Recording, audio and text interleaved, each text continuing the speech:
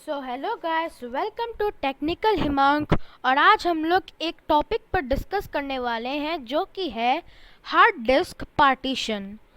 तो हम लोग हार्ड डिस्क पार्टीशन से रिलेटेड जो भी टॉपिक्स होगा उसको भी हम लोग आज डिस्कस करने वाले हैं। पर उन टॉपिक्स को डिस्कस करने से पहले मैं आपको बोलूँगा कि अगर आप हमारे चैनल में नए हैं तो हमारे चैनल को सब्सक्राइब करें। नीचे आपको लाल कलर का एक बटन दिखेगा, उसे दबाएं और बेल नोटिफिकेशन को ऑल पर सेट करें।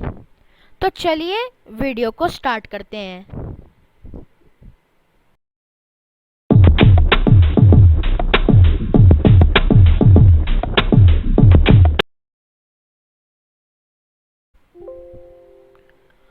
ओके गाइस, तो हम लोग अब जानेंगे कि क्या होता है एक हार्ड डिस्क पार्टीशन। तो इससे रिलेटेड हम लोग आज टॉपिक्स देखेंगे जो कि है, सबसे पहले तो क्या होता है एक हार्ड डिस्क पार्टीशन।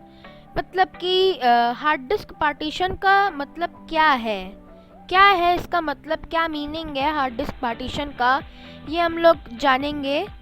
और इसके यूज़ेस के बारे में आज जानेंगे कि इसका क्यों यूज़ होता है, क्यों हम लोग हार्ड डिस्क पार्टीशन बनाते हैं अपने कंप्यूटर में।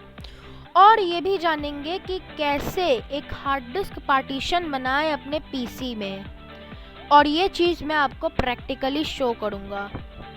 तो इन तीन टॉपिक्स के बारे में आज हम लोग डिस्कस करने वाले हैं। तो चलते हैं अपने पहले टॉपिक पर, जो कि है कि क्या होता है एक हार्ड डिस्क पार्टीशन। तो हार्ड डिस्क पार्टीशन का मतलब ये हो गया कि जैसे आपके पास एक चीज़ है, आप उस चीज़ को दो पार्ट्स में बांटना चाहते हैं। तो उसको आप दो पार्ट्स में बांट दिए, तो उसको कह सकते हैं हम लोग पार्टीशन। वैसे डिस्क में भी ऐसा होता है कि आपके पास जैसे एक सी ड्राइव हो गया, डी ड्राइव है। आप उस ड्राइव को या उस डिस्क को आप उसे डिवाइड करना चाहते हैं, उसे 2 पार्ट्स, 3 पार्ट्स, 4 पार्ट्स, जितने भी पार्ट्स में आप उसे डिवाइड करना चाहते हैं। तो आप वो बहुत ही आसानी से कर सकते हैं। आप उसे 2 पार्ट्स, 3 पार्ट्स, जितने भी पार्ट्स में आपको करना है आप उस पार्ट्स में बांट सकते हैं। तो ये हो गया पार्टीशन। तो आप किसी भी डिस्क को उसके जितने भी पार्ट्स में बांटेंगे तो वो हो जाता है उसका पार्टीशन, हार्ड डिस्क, उसी को बोलेंगे हार्ड डिस्क पार्टीशन। तो अगर आपका मेन जो डिस्क होता है जो है सी ड्राइव और डी ड्राइव, तो ये क्या है, सी ड्राइव, डी ड्राइव, ये होता है प्राइमरी स्टोरेज। और अगर हम इसका पार्टीशन बना देते हैं तो उसका जो दूसरा यूनिट जो निकल के आता है, जो दूसरा डिस्क जो निकल के आता है, जो उसका पार्टीशन होता है एक्चुअल में, उसे हम लोग कहेंगे सेकेंडरी स्टोरेज। तो जो दूसरा पार्ट उसका निकल के आता है उसको कहेंगे सेकेंडरी स्टोरेज। और जो दो मेन स्टोरेज हैं, जो होता है सी ड्राइव और डी ड्राइव, वो होता है प्राइमरी स्टोरेज। तो हम लोग कोई भी रीजन को, कोई भी इस प्राइमरी और सेकेंडरी स्टोरेज को ये अलग ही रहते हैं। प्राइमरी स्टोरेज आप समझ गए कि कौन सा हो गया, आपके कंप्यूटर में सी ड्राइव होता है, डी ड्राइव होता है, वो हो गया प्राइमरी स्टोरेज। उनके पार्ट्स को जब आप बनाएंगे तो वो हो गया सेकेंडरी स्टोरेज। तो ये तो हो गया कि क्या होता है एक हार्ड डिस्क पार्टीशन। अब हम लोग जानेंगे उसके यूजेस के बारे में। तो उसके बहुत सारे यूजेस हैं। पहला यूज़ तो ये है कि आप कोई भी फाइल्स फोल्डर्स को आप सेपरेटली रख सकते हैं, अलग से रख सकते हैं।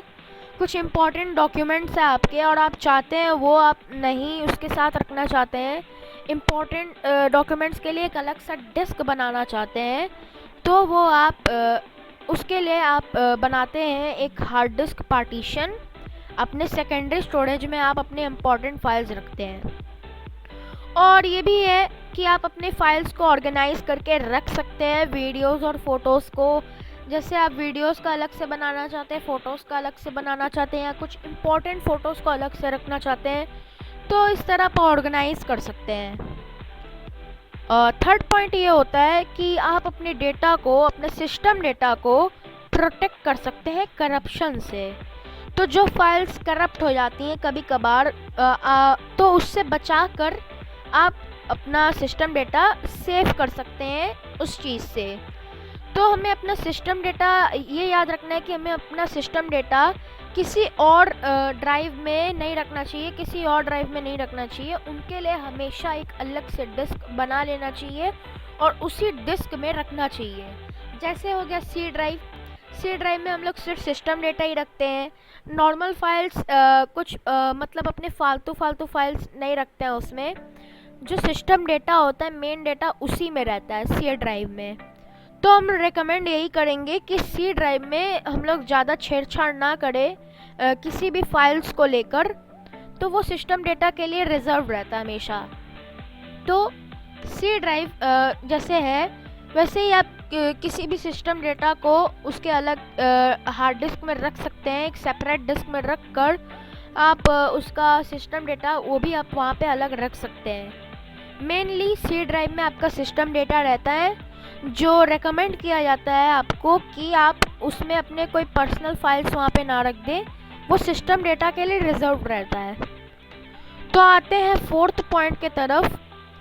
तो फोर्थ पॉइंट इसलिए है कि अगर आप पार्टीशन बनाते हैं अपने हार्ड डिस्क का, तो आपका कंप्यूटर जो है वो बहुत अच्छे से रन करेगा, आपका कंप्यूटर फास्ट हो जाएगा। अगर जैसे सी ड्राइव का ही हम ले लेते हैं, क्योंकि सी ड्राइव मेन होता है, तो सी ड्राइव का ही हम ले लेते हैं कि सी ड्राइव अगर फुल हो जाता है तो आपका कंप्यूटर जो है वो स्लो हो जाता है, स्लो होने लगता है।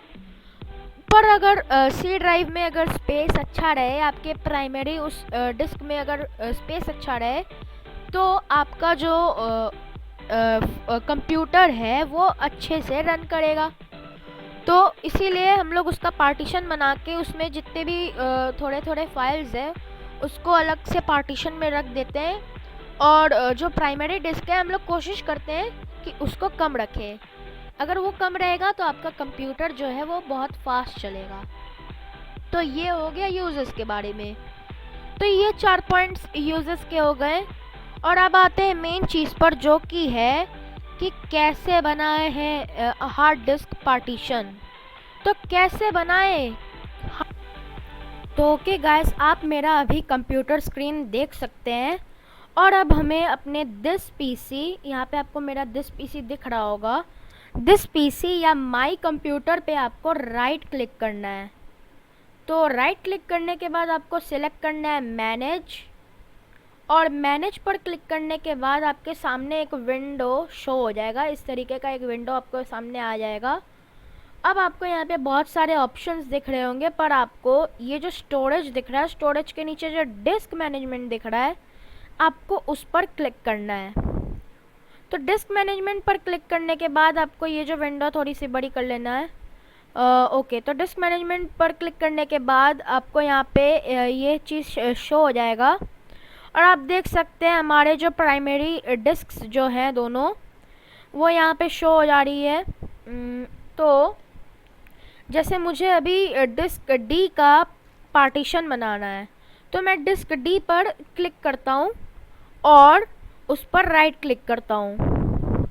राइट क्लिक करने के बाद मैं श्रिंक वॉल्यूम पर क्लिक करता हूँ, और श्रिंक वॉल्यूम पर क्लिक करने के बाद आपके सामने एक विंडो शो हो जाएगी। शो होने के बाद आपको यहाँ पे दिख रहा होगा enter the amount of space to shrink in MB। तो आप यहाँ पे मैं MB डाल देता हूँ, कुछ 10,000 MB के आसपास, 10,000 MB यानी 10 GB। तो 10,000 MB मैं यहाँ डाल देता हूँ, और आप यहाँ पे ये देख सकते हैं लिमिटेशन भी आपका दे रहा है कि इससे ज़्यादा आप अपना जो वॉल्यूम है इससे ज़्यादा आप श्रिंक नहीं कर सकते हैं। तो इस वॉल्यूम के लिमिटेशन के हिसाब से आपको यहाँ पे अमाउंट डालना है।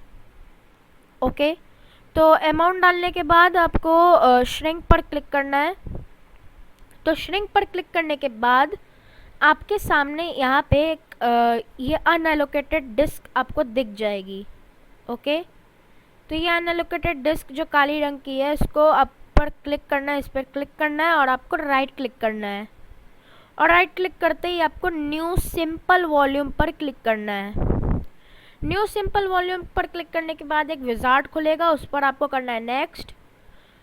फिर आपको करना है नेक्स्ट और आपको एक लेटर चूज़ कर लेना है। यहाँ पे पूछ रहा है assign the following drive letter, तो मैं यहाँ पे जी सेलेक्ट कर लेता हूँ और नेक्स्ट क्लिक करता हूँ और फिर से नेक्स्ट क्लिक करता हूँ और फिनिश पर क्लिक करता हूँ।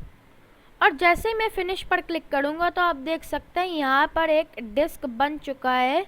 मेरा एक अलग सा डिस्क एक पार्टीशन बन चुका है। डिस्क डी का पार्टीशन अब बन चुका है। तो अब मैं आपको दिस पीसी पे दिखाता हूँ कि वो पार्टीशन आपको कैसे शो होगा।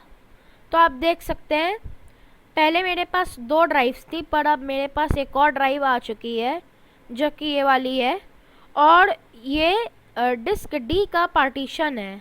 आप देख सकते हैं ये डिस्क डी का पार्टीशन है, न्यू वॉल्यूम जी। तो आप देख सकते हैं। तो उम्मीद करता हूँ आपको ये वीडियो अच्छी लगी होगी। अगर आपको ये वीडियो अच्छी लगी होगी तो लाइक करिएगा, शेयर करिएगा और इस चैनल को ज़रूर सब्सक्राइब करिएगा और कमेंट करिएगा कि आपको कोई दिक्कत आई या नहीं इस वीडियो पर। और हमारे वेबसाइट को भी आप ज़रूर विज़िट करिएगा, लिंक डिस्क्रिप्शन में ही है। और ये भी बताइएगा कमेंट में कि अगली वीडियो किस चीज़ पर आए। तो मिलते हैं किसी दूसरी वीडियो में, तब तक के लिए बाय।